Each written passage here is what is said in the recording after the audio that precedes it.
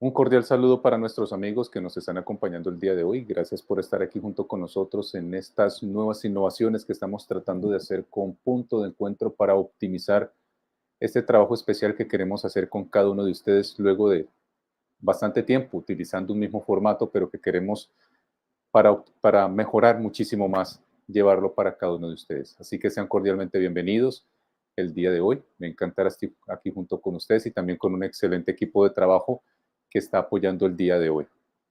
Vamos a comenzar el día de hoy para que podamos darle apertura a nuestra temática tal como queremos trabajarla en esta noche. Y como ustedes muy bien pueden ver, tenemos aquí este tema que es heridor de dioses. Así que vamos a orar para que podamos comenzar y darle entonces el comienzo que corresponde a nuestra temática. Dios, te pedimos en esta noche que nos guíes. Gracias porque nos permites estar el día de hoy haciendo esta actividad. Guíanos para que lo que hagamos sea de la mejor manera posible y quede optimizado para tu honra y tu gloria. En tus manos nos encomendamos en el nombre de Jesús. Amén. Bueno amigos, como ustedes pueden ver perfectamente en la presentación, en esta primera parte, lo que vamos a analizar y lo que estamos viendo es Éxodo capítulo 9, versículo 15 al 18. En esta serie extraordinaria que hemos tratado de presentar a ustedes, en tanto la Biblia tiene tanto material para nosotros, para que podamos aprender juntos. Muy bien, Éxodo capítulo 9, versículo 15 al 18. Estamos en este contexto específicamente de la Pesaj hebrea, que es básicamente este éxodo que va a comenzar a partir de una plaga que es la 10ª. Pero es que hay algunos elementos que están alrededor, circunscritos a esta situación, que necesitamos comprender de una mejor manera. Por ejemplo, noten lo que dice Éxodo 9, 15 al 18. Porque ahora yo hubiese lanzado mi mano para azotarte con pestilencia a ti y a tu pueblo, ya habrías sido exterminado de la tierra. Mas para esto te he sostenido, para mostrar en ti mi poder. Quiero que noten esto que está en los textos de Éxodo 9, 15 al 18, que aún son 3 capítulos antes del evento de la Pascua hebrea de la Pesaj, pero también de la 10ª plaga que es destructiva espantosamente. Aquí pasa algo muy interesante y quiero que junto conmigo se alineen para que lo podamos comprender. En el verso 16 dice Yahvé a través de Moisés y de Aarón, mas para esto te he sostenido, para mostrar en ti mi poder, para proclamar mi nombre para toda la tierra. En el 17 un reclamo, todavía te yergues con una barrera o como una barrera contra mi pueblo para no dejarlos partir. He aquí que yo mañana a esta hora haré llover una granizada tan recia cual nunca hubo en Egipto desde el día en que se fundó hasta ahora. Quiero que notemos algo bastante particular que va a suceder aquí. Noten qué es lo que pasa. Por ejemplo, si tú te vas a los siguientes versos, en el 19:23, vas a descubrir algo bastante llamativo. En esta plaga específicamente, Yahvé le está diciendo, envía y asegura tu ganado y todo lo que tienes en el campo.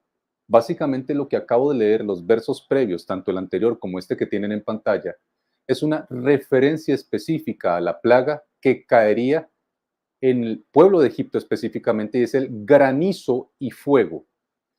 Y llama la atención que es la plaga número 7. En la plaga número 7 suceden varios elementos que son muy importantes para que podamos comprender la plaga número 10. Dicho de otra manera, las últimas 4 plagas son determinantes. Las 6 primeras plagas eran advertencias. Las últimas 4 plagas son diferentes. Estas plagas ya van a agredir de manera directa no solamente el pensamiento de Faraón, sino la cultura, la idiosincrasia y la construcción político-religiosa de una nación llamada Egipto. Básicamente Dios va a agredir sus divinidades. ¿Pero dónde se agreden las divinidades? No es destruyendo los templos, no es quemando las figuras necesariamente, es en las construcciones de los imaginarios sociales donde se enraizan y se empotran o se consolidan las culturas y los pensamientos humanos que forman las religiones donde se tiene que atacar. Es lo que va a pasar acá. En la plaga 7ª, 8ª, 9ª y 10ª es lo que va a suceder. Así que noten lo que sigue diciendo aquí en el libro de Éxodo, en el capítulo 9, versículo 19 y 23. Dios advierte algo curioso. Envía y asegura tu ganado y todo lo que tienes, aquello que tengas en el campo, porque toda persona o animal que se encuentre en el campo y no sea recogida en casa, caerá el granizo y morirán. Este granizo es particular, Las 6 primeras plagas, aunque incómodas, molestas, infestativas, son plagas que están agrediendo la cotidianidad de los egipcios. Por supuesto, están agrediendo también el sistema social de la nación. No tienen las mismas connotaciones destructivas que van a empezar a suceder a partir de la plaga número 7. Entre la 7 y la séptima necesitamos entender que hay algunos elementos que son curiosos y que son descritos por el narrador del libro de Éxodo, por el escritor del libro de Éxodo. En esta, una oportunidad. Va a caer granizo, pero no es cualquier granizo. Es un granizo destructivo, fatídico, terrible, que caerá con mezcla de fuego, espantoso. Eso al menos nos dice 9:19 de Éxodo. A tal punto que él dice, aseguren sus animales y sus familias que no queden en el campo deambulando porque pueden morir. En el 23, lo que eventualmente Yahvé le había dicho a Moisés que dijese. Extendió entonces Moisés su vara hacia los cielos, y Yahvé dio truenos y granizo, y el fuego se extendió por la tierra, y Yahvé hizo llover granizo sobre la tierra de Egipto. Detente junto conmigo un momentito en este verso 23 para que tratemos de entender qué es lo que está sucediendo aquí con esta plaga. Vuelvo y repito, aunque estamos estudiando la plaga número 10 y en unos minutitos ingresaremos allá, estamos viendo los preámbulos, los elementos previos a que llegue a la plaga fatídica de la muerte de los primogénitos. Y es a partir de la plaga número 7 que Dios toma cartas en el asunto de una manera ya bastante fehaciente y totalmente taxativa. Su agresión contra el pueblo egipcio ya es directa. Los 6 primeros elementos que Dios utilizó, aunque incómodos, molestos, agresivos, difíciles, bastante alteradores de la sociedad egipcia y de la tranquilidad del pueblo egipcio, si lo pudiésemos decir de alguna manera metafórica, pudiésemos llamarlos como balas de fogueo.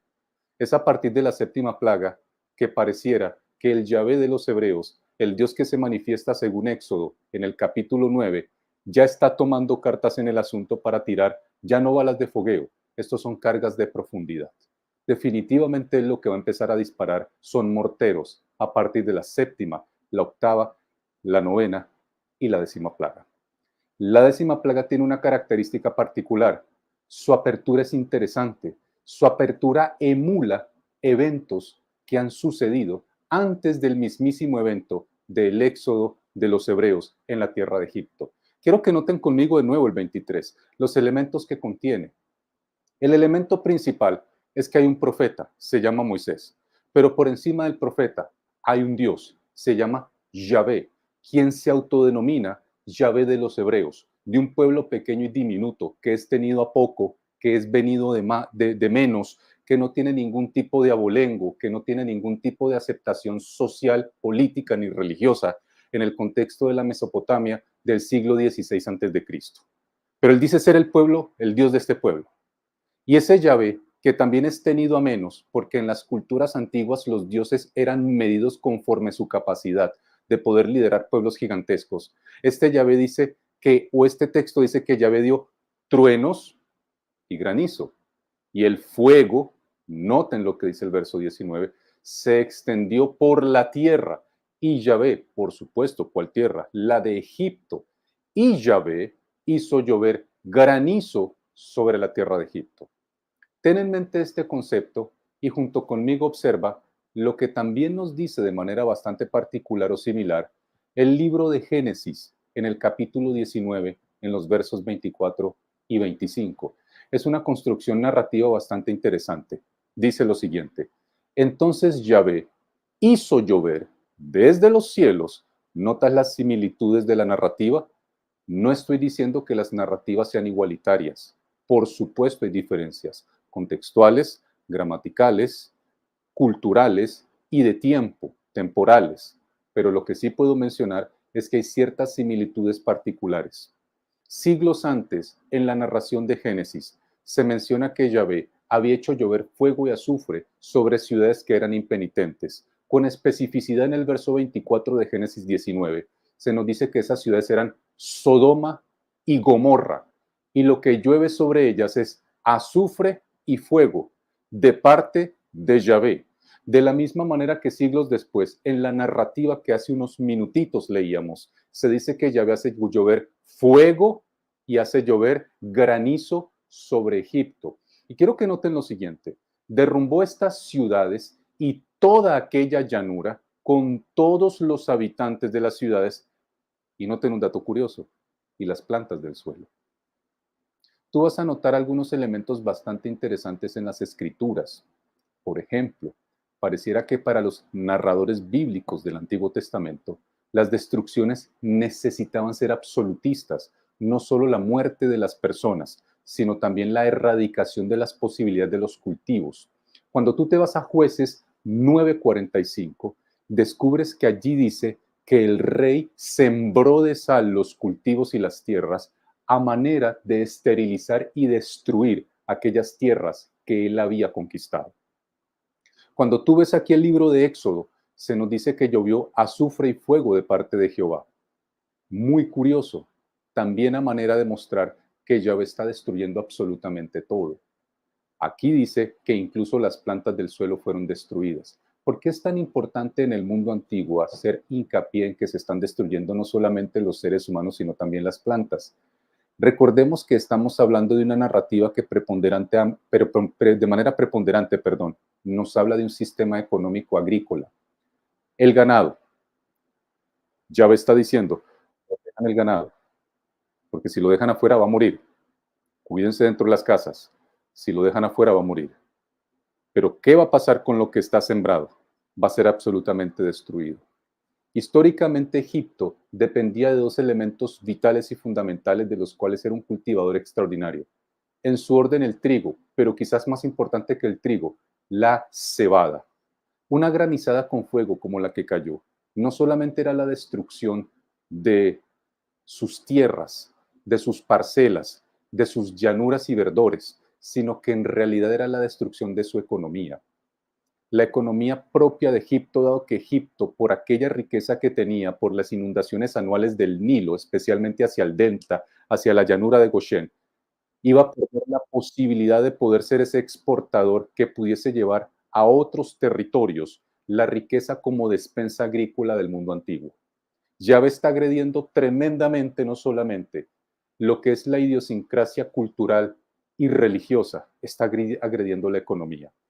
Por eso, en la plaga número 7 encontramos una tremenda incursión de un Dios que ya no solamente está deshaciendo, desvirtuando, mostrando su capacidad, sino que está diciendo, puedo agredir con una violencia insospechada lo más importante que ustedes puedan tener, su mismísimo sistema de creencias y por sobre todo la base económica de sus poblaciones.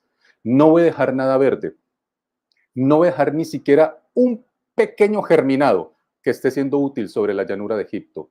Si tú recuerdas junto conmigo, la sexta plaga era un enjambre extraordinariamente terrible y espantoso que ocultaba, dice el texto de Éxodo, la luz del sol, de langostas. Las langostas destruyen los cultivos, destruyen todo lo que tenga verdor. Y después de esto, Yahvé lanza un ataque sin parangón y sin comparación anteriormente, a tal punto que el texto dice que será destruido como nunca antes ha caído granizo y fuego sobre Egipto. Es que después de las langostas, de haberlos dejado absolutamente inermes, sin ninguna posibilidad de poder mejorar sus cosechas o la recuperación agrícola, ahora les mando fuego, candela y granizo. Y lo que no haya sobrevivido, y lo que haya sobrevivido, perdón, ahora no va a quedar nada absolutamente. Pero hay un elemento bastante interesante. Yahvé dice que lo van a conocer. Y el conocer a Yahvé no solamente es que Él destruya el pecado, no solamente es que Él destruya Egipto, no solamente es que Él destruya a aquellos que son enemigos de su pueblo, sino que muestra misericordia. Una advertencia: escóndanse en sus casas, guárdenos a sus animales de campo. La narrativa de Éxodo capítulo 9 nos dice que algunos que tuvieron temor guardaron sus animales, pero otros no lo hicieron. Es decir, ya había una polarización social en Egipto. Ya habían algunos egipcios que estaban pensando, de veras, este Dios desconocido, este Dios que no hace parte del panteón egipcio, este Dios que desconocemos, pues ya está mostrando los dientes, el poder, la fortaleza, las virtudes y las capacidades a las que estamos acostumbrados a los discursos de los egipcios, pero aquí ni nos ha servido Set, ni Apis, ni Osiris, ni Isis, ni nadie. Pero ese Yahvé de los hebreos tiene demasiado poder. Ya hay una polarización por parte del pueblo egipcio que empieza a ver no con ojos de tanta malicia y maldad a un pueblo emergente y diminuto que está esclavizado en el gueto de Goshen, que se llaman los hebreos, que son de la descendencia abrahámica. Algunos de esos egipcios se irán con el pueblo, irán con ellos en la marcha del Éxodo. Pero aquí lo importante es darse cuenta que a partir de la séptima plaga, ya Yahvé no muestra solo los dientes, ya agrede de una manera completamente diferente como no lo había hecho antes. Esto sí que es importante que lo tengamos en cuenta.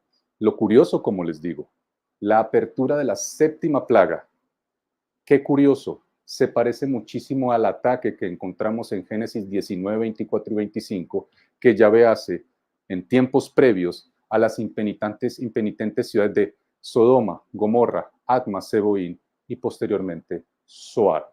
Pero sigamos viendo qué más nos dice a nosotros el texto, porque esto se pone bastante interesante. Aquí esta pequeña tablita que he traído para ustedes para que veamos cuáles son los juicios más letales que nosotros podemos darnos cuenta que están dentro de las 10 plagas.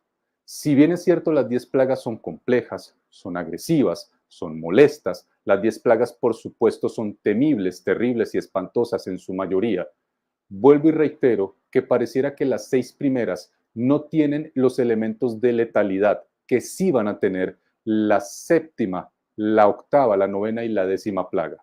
Esas últimas plagas están como si fuesen reservadas por parte de Yahvé para hacer la mayor cantidad de daño posible. Y en su orden, la séptima, en Éxodo 9, 13 al 35, la lluvia de fuego y granizo. En su orden, las langostas y los saltamontes, que son las previas que estamos dándonos cuenta. La novena, la plaga de las tinieblas y la décima, la muerte de los primogénitos, la muerte de los primogénitos en Egipto. Es como nosotros lo podemos observar. Recuerden cómo se llama nuestra serie, Heridor de Dioses. Este Dios está agrediendo terriblemente a estos dioses de Egipto y está tratando de agredir, de desarticular en el sistema de creencias y la cultura de los egipcios lo que es su cosmovisión religiosa, que está internamente unida a sus ideas de todo, la siembra, los cultivos, la familia, se están absolutamente girando en torno al pensamiento teológico y religioso del pueblo egipcio. Ahora notemos qué nos dice a nosotros el siguiente texto. Quiero que noten lo que dice Éxodo capítulo 12, versículo 12 al 13. Durante esta noche yo pasaré por la tierra de Egipto y heriré a todo primogénito de la tierra de Egipto, desde el hombre hasta la bestia, y ejecutaré juicios contra todos los dioses de Egipto, yo, Jehová. Quiero que noten que ahora hay una advertencia particular.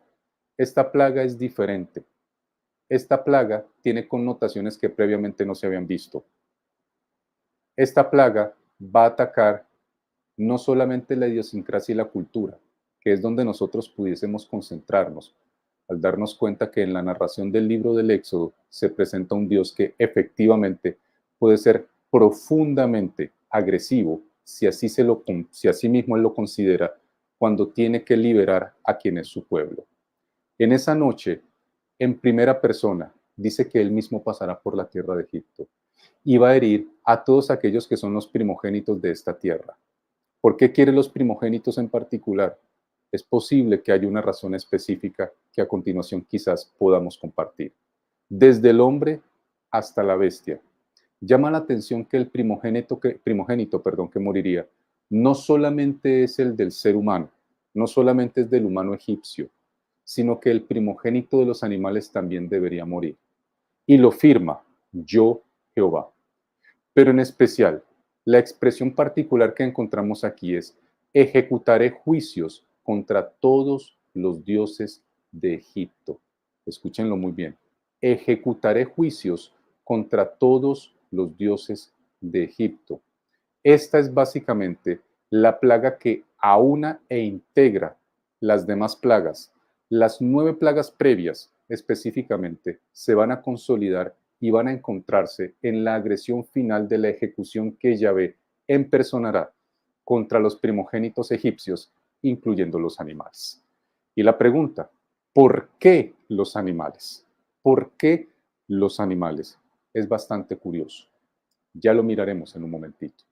Pero como señal, y tal como lo veíamos en la misión anterior, la sangre para ustedes les será señal en las casas donde ustedes se encuentren. La sangre yo la veré y pasaré por alto. Y específicamente allí es donde encontramos esta palabra que es tan importante. Este Yahvé dice que va a pasar por alto porque hará pesaj. Va a tener la misericordia de no mirar aquello con ojos de juicio y destrucción, en tanto esté marcado, tanto en los dinteles como en los bordes de las puertas. Voy a pasarlo por alto. Y no habrá en vosotros plaga para destruir cuando yo azote la tierra de Egipto. En esta narrativa que encontramos en los versos 12 y 13 de Éxodo capítulo 12, indiscutiblemente Yahvé está apersonándose de las actividades. En las actividades previas, Yahvé tenía intermediarios, a saber, Moisés y Aarón.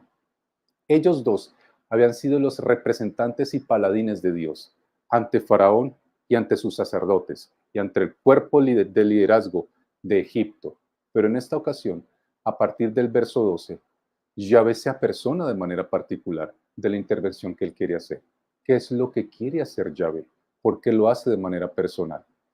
Pero curioso que cuando él se apersona, cuando él toma la iniciativa de hacer la incursión, eventualmente él dice que va a ejecutar juicios contra las divinidades y dioses egipcios. Y como les mencionaba hace un rato, necesitamos comprender que más que una ejecución sobre estatuas que no tienen ningún valor, valía, fuerza ni capacidad de defensa, en tanto son solo mármol, piedra, barro o quizás madera o yeso, eventualmente este Yahvé sabe perfectamente que en la psique humana es donde se entroniza el pensamiento religioso y espiritual. Así que pareciera que las 9 plagas previas eran un ablandamiento previo que él había estado haciendo. Era lenta y paulatinamente un desarraigo, no solamente para ablandar al pueblo egipcio, es que él tenía un pueblo chiquitito en el gueto de Goshen que se llama el pueblo hebreo. Un pueblo que al menos a esa fecha lleva más de 200, 300 años que se encuentra en muchísima influencia del pensamiento cultural, religioso, teológico de los egipcios. Sacar al pueblo con la primera plaga y llevarlo de inmediato a otro lugar implicaría que tendría que hacer un trabajo pedagógico, didáctico, formativo y de desaprendizaje mucho más complejo que quizás lo que pudo haber hecho en el mismo Egipto. En Egipto encontraba un escenario particular, un pueblo rebelde liderado por uno de los líderes más rebeldes que tenían en su época, Faraón. Y Faraón reflejaba de alguna manera también el pensamiento colectivo de las masas. Los hizo sufrir como ninguno, porque solo hasta la 10ª plaga dejará ir a este pueblo, que los tiene en una penitencia que no tiene comparación. Pero eventualmente, en tanto el Dios hebreo se gana un lugar dentro del panteón que no lo acepta. Recuerden ustedes Éxodo 5, 1 y 2, cuando Faraón es interpelado por Moisés y la respuesta que él da es, tanto a Moisés como a Aarón, yo no conozco a tal Dios, yo no sé quién es ese Dios para que yo los deje ir. Y eventualmente también les compartía que históricamente no podemos tampoco hacer un señalamiento grotesco, fuerte o digamos más bien un señalamiento que no tenga en cuenta el contexto idiosincrático y sociocultural de Faraón. Eventualmente Faraón no sabía quién era Yahvé. Faraón, como cualquiera de nosotros, visto desde una postura socioantropológica, podemos entender que él era rehén de su contexto. Y para él los únicos dioses que existían eran aquellos que hacían parte del panteón egipcio o quizás de lo que hoy la asiriología nos deja entender, que eran los dioses que comandaban o sojuzgaban las diferentes regiones mesopotámicas, que a lo menos eran 70. Pero no había escuchado nunca de ningún Yod-He-Vah-He, de ningún Yahvé. ¿Quién es ese? Por eso el Targum de Jerusalén del siglo III a.C. menciona esto específicamente y parafrasea en el comentario rabínico en arameo que en realidad lo que dijo el faraón fue: no encuentro a ese tal Yahvé en el libro de las divinidades angélicas. ¿Quién es ese? Yo no sé de dónde salió, pero no interesa. Eventualmente Dios, sabiendo que es un NN, que para la visión y la cultura él es un paria, no porque lo sea, es que esas naciones no lo conocen. Esas naciones están absolutamente permeadas en otras divinidades, en otras acciones, en otros quehaceres sociales, culturales y teológicos. Pues ya a veces tiene que ganar un lugar. Un lugar no se gana de un momento a otro, porque es que a veces uno se cuestiona, pero ven acá, como dicen los amigos dominicanos, ¿cómo es posible que se necesiten 10 plagas para que tengan que sacar a un pueblo que en realidad pudo haber salido en mucho menor tiempo? Quizás la respuesta la encontramos en el tiempo pedagógico y didáctico que Dios utiliza, tanto para sancionar al pueblo egipcio como para demostrar en el desarraigo y el desaprendizaje del gueto de Goshen, que es el pueblo hebreo, que ellos tienen que entender que Él es un Dios poderoso y que para eso les está mostrando estas providencias. Aún así, el proceso de desaprendizaje es tan complejo que este pueblo no lo va a entender a plenitud y la historia lo mostrará. Pero aquí viene algo también muy importante. El hecho que el pueblo no lo pueda entender a plenitud no disminuyó ni un ápice, ni medio milímetro para que el Yahvé hebreo que aparece en la narrativa de Éxodo hiciera lo que hizo. Agotó todas las alternativas, hizo todo lo que tenía que hacer para salvarlos, mostró toda su misericordia, utilizó toda su artillería, disparó 6 balas o proyectiles de fogueo inicial, las 6 plagas primeras, y luego utilizó la carga de profundidad, las 4 plagas postreras, para un total de 10. Esto muestra que indistintamente de la valía o la calidad moral del pueblo, que a decir verdad no es lo que determina el accionar de Dios, Dios actúa no por amor ni por estimulación del error humano. Esto es muy importante, sino que Dios actúa y se moviliza en pro de su propio amor por sí mismo y de la misericordia que Él sabe que puede tener por quien no lo merece. Eventualmente, ese pueblo que Él saca, ese pueblo que Él extrae de una manera providencial con las plagas de Egipto, no podrá entender cuál es el proyecto de Dios. Y durante 40 años Él tendrá que acompañarlos a morir en el desierto. Pero no los abandonó, igual los sacó, igual hizo todo el proceso pedagógico, igual utilizó todos los recursos didácticos, igual utilizó sus proyectiles de fogueo, sus 6 primeras plagas, igual utilizó las cargas de profundidad y las grandes agresiones que tuvo que utilizar con las 4 postreras, igual utilizó a Moisés, Aarón y a los 70 ancianos que luego los liderarán al pasar el Mar Rojo.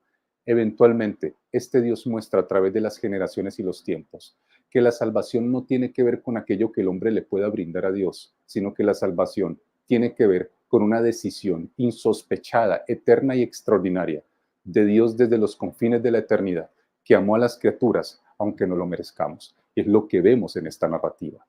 Pues bien, para seguir en este orden, mis queridos amigos, aquí está Yahvé, con una ejecución extraordinaria, apersonándose de la plaga número 10. Esta plaga no tiene parangón, es espantosa como ninguna, y no solo morirán los primogénitos de los seres humanos, morirán también los primogénitos de los animales. Y esto tiene una razón, y ya vamos para allá. Muy bien, tal como nos dice aquí también el texto de Éxodo capítulo 12, versículo 14 y 15. Y por favor, síguelo lentamente junto conmigo. Mira lo que dice Éxodo 12, 14 y 15. Este resultará, será para ustedes día memorable.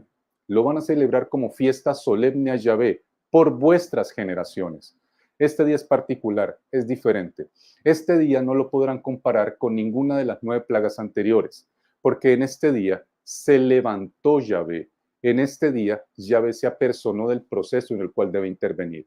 En este día los intermediarios no son los protagonistas. En este día no necesito que hayan cabildeos, comentarios ni aproximaciones de conversaciones entre Moisés, Aarón, ni Faraón, ni su corporativo de falsos sacerdotes. Eventualmente yo mismo tomo las riendas de la acción. Así que por esta razón, este día es diferente. Cada vez que en las escrituras encontramos que Dios se apersona directamente del accionar, definitivamente es un memorial para celebración perpetua y eterna. Por eso dice, este día será para vosotros memorable. Lo van a celebrar como una fiesta solemne para Yahvé, su Dios. El Dios que de lo disminuido ahora ya está creciendo de una manera exponencial. Por vuestras generaciones lo van a repetir a sus nuevos nacimientos y a los nuevos pueblos que puedan salir y a las nuevas familias que salgan de sus tribus. Por estatuto perpetuo lo tienen que celebrar. Es que este es el verdadero valor de la liturgia. La liturgia recuerda aquello por lo cual nosotros encontramos la libertad, por aquello que Dios nos propone a nosotros vincularidad, por aquello que Dios dice, ven y constrúyete y aproxímate a mí, en tanto yo quiero voluntariamente acercarme a ti aunque tú no lo merezcas. 7 días comeréis panes sin levadura.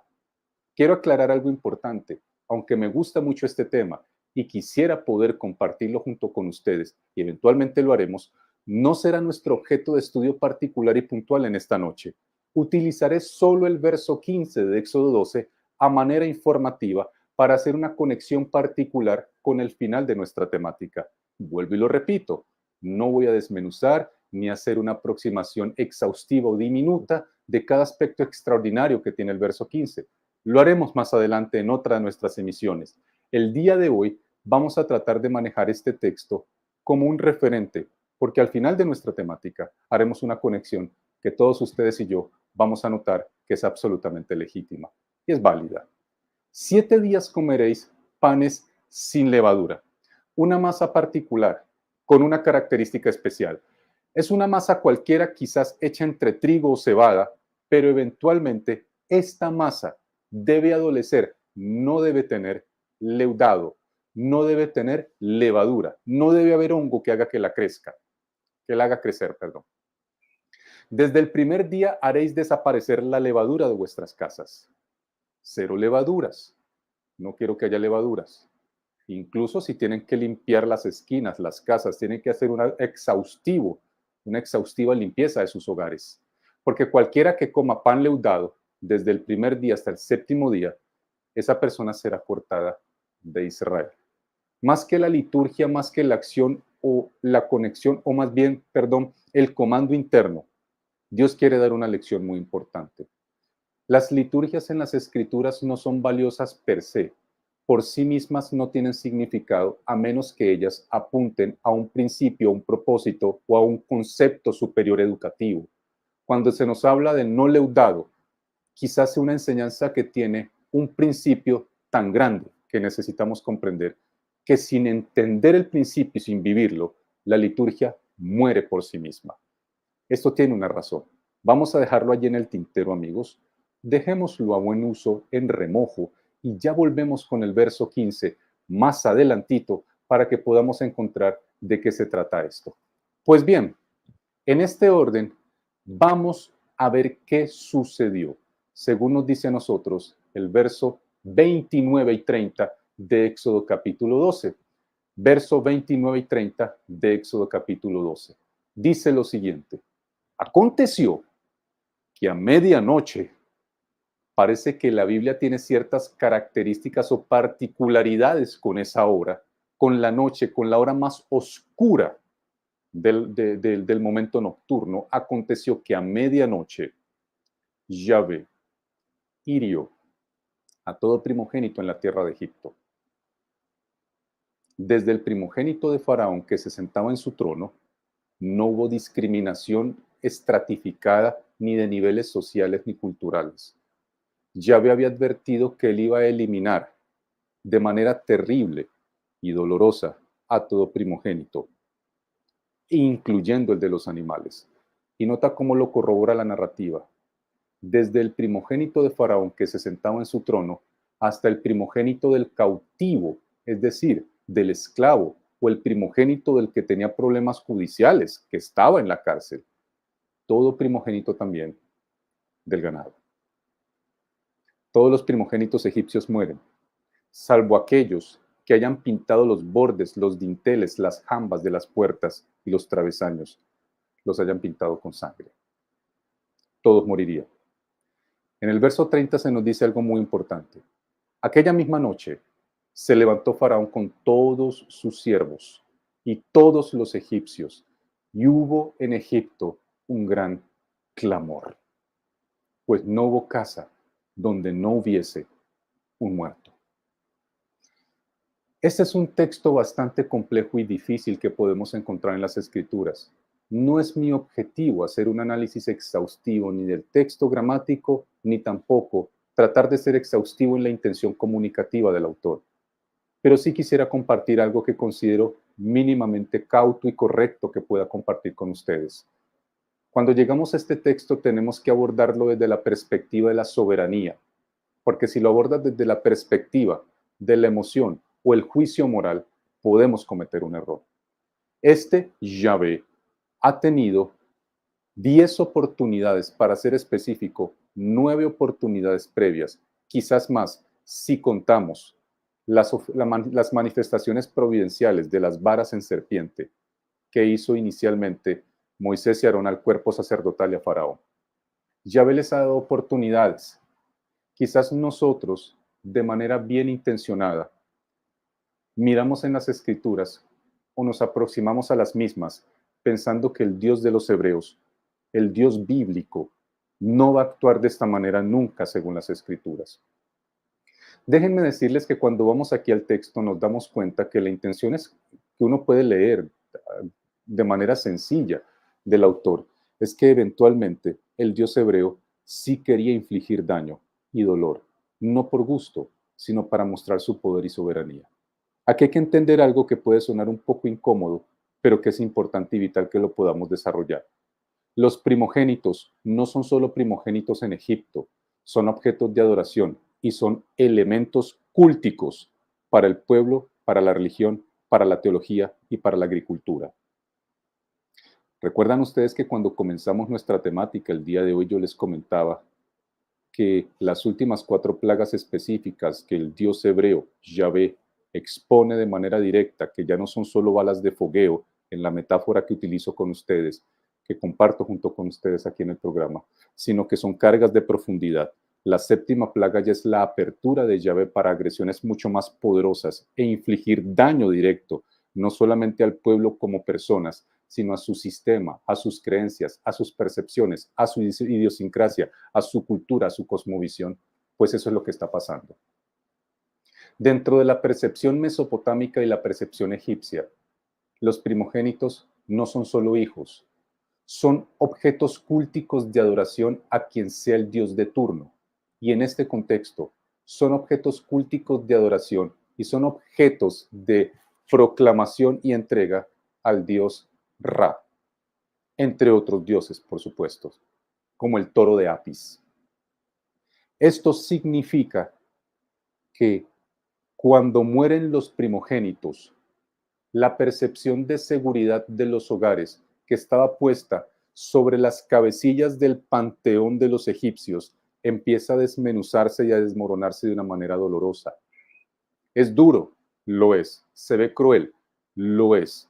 Pero necesitamos entender que la narrativa no pretende necesariamente ser amigable con quienes la leamos posteriormente a través de los siglos y las edades. Esta narrativa es la historia de un pueblo que es liberado por un Dios que necesita atender a estas circunstancias, el pueblo de Israel, en espacio y tiempo de una civilización que existió hace 3.000, 4.500 años antes de nuestra existencia y con quienes tenía que tomar medidas que pueden parecernos a nosotros bastante incómodas, que de hecho lo son, pero en última instancia eran las medidas que él podía tomar, porque lo que estaba aquí en juego no tenía que ver con la crítica moral o mi perspectiva conceptual a la hora de acercarme al texto hoy día en 2024. Tiene que ver con la mismísima dignidad del Dios hebreo que está luchando palmo a palmo contra las divinidades, porque él es un heridor de falsos dioses. Él es el heridor de dioses. Él puede infligir daño espeluznante sobre las falsas divinidades. Y entonces surge una pregunta. Mario, ¿cuál es la manera más peligrosa o dolorosa o temible que Dios puede infligir daño sobre falsas divinidades? No es la destrucción física de ellos. Recuerden algo muy importante. Los seres humanos, por naturaleza, en nuestro ADN social, somos idólatras. Nos gusta siempre, de alguna u otra manera, buscar dentro de nuestra percepción espiritual y religiosa algo superior a lo cual adorar. Y Yahvé se autodenomina el único y verdadero Dios. Cuando llega a Egipto a liberar a su pueblo, él encuentra la muralla de una cantidad de falsas divinidades que necesita someter. Él debe ponerlas bajo su sujeción. Dios no puede pretender pedir permiso a quienes después, siglos más tarde, interpretemos la narrativa hebrea para pensar si fue o no fue correcto la manera como intervino. Sencillamente, Él interviene en el espacio y tiempo real donde las criaturas estamos secuestradas en el tiempo. Y en este momento, el pueblo egipcio, como el de Israel, tiene un secuestro. Egipto tiene secuestrado a Israel como esclavo, pero Egipto es rehén de un sistema de creencias falaz, destructivo y completamente difícil de desarraigar. Y para poder romper, fracturar, ser disruptivo profundamente de un error, necesita muchas veces, aunque no nos guste, la violencia. No una violencia premeditada que busca la destrucción dolosa, infame o sádica de la criatura, sino aquella que muchas veces pudiésemos comparar de la siguiente manera. ¿Cuántas veces nosotros tenemos que encontrarnos en situaciones donde es necesario y se requiere que una parte de nuestro cuerpo lamentablemente sea quitada o amputada por una gangrena, un cáncer o una enfermedad, so pena de que la enfermedad pueda seguir irrigándose o creciendo y quitarnos la vida? No pocas veces Yahvé ha tenido que tomar decisiones de estas características que son dolorosas, pero para algunas personas que construimos nuestra religión desde perspectivas filosóficas contemporáneas y sobre todo de un acompañamiento de pensamiento positivista moderno, pensamos que Dios debería actuar desde nuestras normativas morales contemporáneas. No es así. Yahvé siempre ha actuado desde las perspectivas que su autoridad, su soberanía y su sabiduría sabe que puede actuar en las realidades sociales y culturales de cada pueblo. Pues amigos, es lo que está pasando. ¿Y por qué razón entonces mueren también los animales? Porque los animales también eran objeto cultico para ellos, como también los eran los hijos. Nota, por ejemplo, lo que nos dice aquí Kyle y Delitzsch en su comentario sobre Éxodo. Mira lo que ellos nos dicen allí. Dicen lo siguiente: sobre el asesinato del hijo del rey y de los animales primogénitos, es decir, sobre la muerte de ellos, opinan estos dos comentaristas de origen alemán, los dioses de Egipto, que eran adorados tanto en sus reyes como en ciertos animales sagrados, como el toro Apis, se los había dicho previamente, y también la cabra Néndez, eran realmente golpeados. ¿Qué es lo que está pasando aquí? Al morir los primogénitos, no es una acción miserable, no es una acción dolosa, ni asesina, ni sádica por parte de Yahvé. Yahvé necesita crear el desarraigo cultural, social y religioso en un pueblo que está entenebrecido por la falsa adoración. Y él tiene un proyecto particular y especial con una nación, el pueblo del gueto, de la llanura de Goshen, los hebreos, que llevan más de 2 siglos bebiendo de las falsas vertientes de una terrible teología. Al matar estos muchachos con dolor, Dios no se complace en ello. Eventualmente, Dios también está cauterizando la falsa percepción de la teología. Muy importante que lo entendamos. ¿Y por qué actúa así? Primero, porque Dios no tiene que pedirte permiso a ti ni a mí para actuar de esta manera. Él es absolutamente soberano y conoce perfectamente los alcances de sus derechos divinos como creador e iniciador de la vida misma en el universo. Número 2, porque eventualmente Yahvé actúa en la realidad sociocultural temporal de los pueblos y civilizaciones y los atiende en sus verdades y sus concepciones tal y como se encuentran, y allí tiene que actuar e interactuar. No puede esperar que la sociedad pase 2000 años y después empiecen a construir o hagan nuevos constructos psicosociales, perceptuales o psicológicos o positivistas, y desde allí entonces él tenga que tomar decisiones para tener satisfecho a todo el planeta desde hace miles de años. Si fuese ese la solicitud que nosotros hacemos, Yahvé nunca podría tomar ninguna decisión. Sería realmente absurdo, no podría intervenir porque tendría jueces morales a cada minuto, de cada año, de cada siglo, de cada milenio de la Tierra. Dios tiene que tomar decisiones indistintamente nuestra aprobación o no. Es totalmente lo que Él debe hacer, porque por eso es Yahvé, por eso es Dios, porque sus decisiones son correctas, así sean poco populares para nosotros. Otro punto importante que encontramos aquí también, lo encontramos aquí en el verso 31 y 32 de Éxodo capítulo 12. Noten lo que dice. ¿Qué sucedió? después de esta dolorosa intervención del ángel de la muerte que pasa después de la medianoche y ciega la vida de los primogénitos de los egipcios, especialmente del hijo primogénito probablemente de Faraón, y también de aquellos animales de las vacadas, de los bovinos, de las cabras, de los animalitos que también eran primogénitos en Egipto, perdón. Recuerden, para poderlo entender necesito conectar estas circunstancias con las percepciones sociales, cosmovisivas, religiosas y culturales del pueblo, porque si no lo voy a ver como una masacre sin sentido, un asesinato que es un genocidio vulgar. No lo puedo ver desde allí. No lo puedo construir desde allí. Bueno, puedo hacerlo, pero no sería recomendado si quieres ser un correcto aproximador al texto. Al menos humildemente te hago esa sugerencia. Cuando esto sucede, dice, e hizo llamar a Moisés y Aarón de noche, por supuesto, y dijo, levantaos, salid de en medio de mi pueblo, tanto vosotros como los hijos de Israel, marchaos, servid a Yahvé según vuestra palabra. Aquí pasa algo muy importante. Quiero que noten, Dios le dio la oportunidad a Faraón desde el inicio de que él tuviese la opción de dejar ir a su pueblo, pero su obstinación, su soberbia, su terquedad, su arraigo a un sistema cultural religioso que estaba absolutamente equivocado, le impedía de alguna manera tomar decisiones que fueran correctas. Aquí Yahvé tiene que tomar una decisión, la disrupción psicoemocional a través del dolor.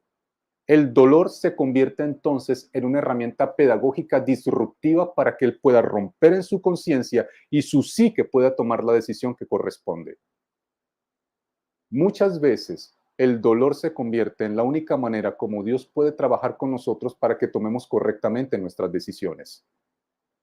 Si traemos las aplicaciones de estas historias, esto no solamente tiene que ver con Faraón. Yo puedo estar entronizado en mi propia vida cual si fuese Faraón de Egipto, no permitiendo las incursiones que Dios hace en mi vida, porque quiero hacer lo que me da la regaladísima gana, sin tener en cuenta sus observaciones, sus comandos y sus guías.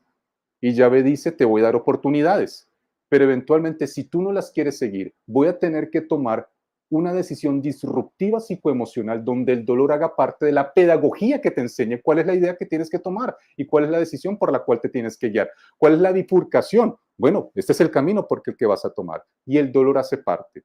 El dolor, el duelo, la amargura, el llanto, el clamor, el desgarro social se convierte en la única manera por la cual la agenda de Dios puede tomar curso en el sistema gubernamental egipcio. Qué peligro cuando nosotros necesitamos, cual faraón, que el dolor fracturador, lesivo y dañino sea la única manera que Dios tiene para poder abrir su camino y su agenda en nuestra vida. Dios nunca tuvo como objetivo de dañar o lastimar o destruir de manera dolosa o malintencionada a Faraón. ¿Cómo lo sabemos? Porque el resto de las escrituras se explaya en mostrar el verdadero carácter y en el mismo libro de Éxodo, un carácter de un Dios que siempre da oportunidades, que no desea tener que tomar estas medidas, pero lo tuvo que tomar. Ahora sí Faraón permite, tomen sus ovejas, tomen sus vacadas, como habéis hablado, y marchados, y bendecidme a mí también. Faraón, en el duelo, en la amargura, en el clamor, en el llanto, en la dificultad psicoafectiva, en la ruptura social, en el llanto social de la pérdida colectiva de los egipcios, pide que lo bendigan a él también. Es que acaba de descubrir que este Dios no tiene parangón con los demás. Ese que en el Éxodo 5, 1 y 2 dijo no sé quién es, ahora en el libro de Éxodo, en el capítulo 2, en el versículo 32, en la parte final, pide que lo bendigan. Ahora lo entiende, ahora lo conoce, pero será el dolor, la amargura, el clamor, la disrupción y fractura emocional el vehículo para que lo entienda. Pero aún así su corazón seguirá más adelante, según la narrativa, entenebrecido. Esto realmente es terriblemente espantoso lo que encontramos aquí nosotros en esta narración, no por parte de Dios, sino por parte de la construcción emocional de un hombre que se volvió literalmente inviable psicoespiritual y afectivamente en la correlación y vínculo que Dios le dio la oportunidad de construir con él, mandándole a Moisés, a Aarón y él mismo personalmente visitándolo. Qué interesante lo que encontramos aquí en las Escrituras, mis apreciados amigos. Y quiero que noten también lo que nos dice a nosotros aquí este texto, que es muy importante. ¿Recuerdan ustedes qué había pasado? ¿Recuerdan ustedes que tenían que comer panes sin leudar? ¿Recuerdan ustedes que esos panes también llaman los panes ácimos? Quiero que notemos lo que dice ahora Éxodo capítulo 12, versículo 33 al 34. Éxodo 12, 33 al 34. Porque nuestro tema no puede cerrar sin mostrar la gracia, la misericordia, la bondad de un Dios que trabaja con aquellos que quieren trabajar junto con Él. Un Dios que no es exclusivista, que abre absolutamente el abanico de su afecto, de su amor y su espiritualidad para todo aquel que quiera ser parte de su pueblo, de su terruño, de su familia, de su genealogía. Quiero que noten esto. Vuelvo y repito. ¿Recuerdan ustedes, amigos, aquí, en punto de encuentro, cómo ellos tenían que comer panes sin levadura? Debían guardar que su casa no hubiese nada leudado, que no hubiese ningún tipo de leudaje o leudado, perdón. Eventualmente, ¿se acuerdan? Quiero que noten ahora lo que sucede. Ante la disrupción y la agresión psicoafectiva emocional, el dolor colectivo del pueblo, Faraón abre una brecha en su mente y por fin permite que Yahvé incursione. En esos momentos donde el dolor lo tiene obnubilado, donde él está tomando decisiones basado en la fractura emocional, donde él no está pensando desde su ego, desde su soberbia, sino desde el sometimiento al darse cuenta de su pérdida dolorosa y el dolor general de su pueblo, al darse cuenta que políticamente también está fracturado, quebrado irreversiblemente. Se abre una brecha increíble para que el pueblo pueda huir. Es una brecha tan pequeña como gigante será la decisión de salir de allí. Y Egipto presionaba al pueblo para expulsarlo rápidamente del país. Es que esto no es un asunto solo de la decisión de Faraón, es que ahora el pueblo entero se aúna y presiona no solamente a Faraón, sino al mismo pueblo de Egipto, de Israel, para que se vaya. ¿Y qué les decían? Váyanse, sino todos nosotros moriremos. Y quiero que noten el verso 34. Y en este momento, en esta historia, quiero que te quedes con ello. Entonces el pueblo cargó su masa. Este versículo es bello. El heridor de dioses. Hemos escuchado todo lo que hemos compartido hasta acá, pero quiero que notes el 34. Entonces el pueblo, el del gueto, el de la llanura de Goshen, el de la llanura de los perdidos, de los que no tenían causa, de los que no había Dios que los salvara, pero es el pueblo de Dios, quienes obedecieron e hicieron todo el rito de la pesaje. Ellos tenían algo muy lindo con ellos, tener una masa de pan. Entonces el pueblo cargó su masa sobre sus hombros antes que se leudara y las envolvieron junto con sus artesas en sus mantas. Una peregrinación extraordinaria de miles de hebreos caminando de manera extraordinaria, saliendo de Egipto con sábanas que contenían masas de pan sin leudar sobre sus hombros. Masas de pan no leudado sobre sus hombros, en mantas, en sábanas. ¿Por qué? Yo no quiero ser especulativo, solo te propongo algo para que lo pienses junto conmigo y quieras conectarte dentro de 8 días aquí, BioChannel, y quieras conectarte también con nosotros, punto de encuentro, porque vamos a tratar de descifrarlo.